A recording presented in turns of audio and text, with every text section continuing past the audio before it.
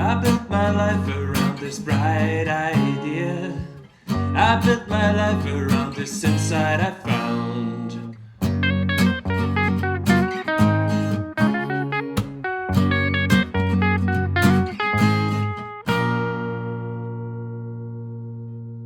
Hello and be welcome to another episode of Let's Develop Bright Ideas. Today I want to talk about something that's not really programming specific, but goes into the direction of problem solving in general.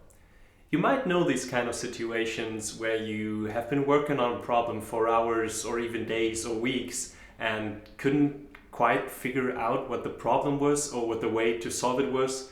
And as soon as you started talking to somebody else, it became like apparent, like this, you have this light bulb over the head moments where you just say, oh, I'm so stupid, obviously.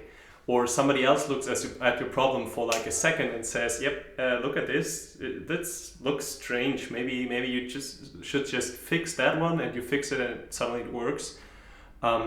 So the key insight here, I think, is that it's really important to discuss problems, complex problems, with other people if you have them. That's where pair programming comes from. That's actually even where mob programming comes from. Maybe you've heard of that. Mob programming is like pair programming to the max, where you don't only program with a second person, but with a whole team on one task, so that you have all the intelligence, all the mind power of the whole team available for solving tasks. But then actually there's this problem that pair programming or mob programming or whatever requires you to have people available that have the time, the capacity to talk to you, to discuss problems with you. And you don't always have that. Which means in some situations you can't just talk to somebody except maybe to yourself. And it's been proven that talking to oneself, like I'm doing right now, talking to my iPhone, kind of feels weird. So some clever people came up with a concept to solve that problem, and that concept is called Duck Debugging.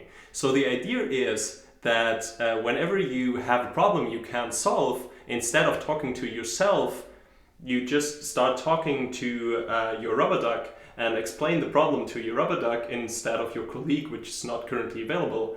And psychologically, oftentimes that's the same effect, because you just try to put your problem and your approaches to solving the problem into words. And even though this little ducky here cannot respond except maybe for making strange noises, it helps you to restructure the problem in your head, and sometimes helps you to solve the problem.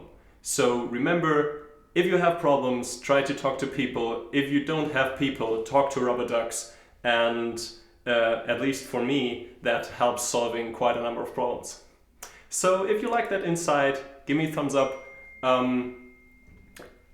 If you have any ideas or feedback about that, drop me a comment, send me a message. Thank you very much for watching, and we hope to see you next week.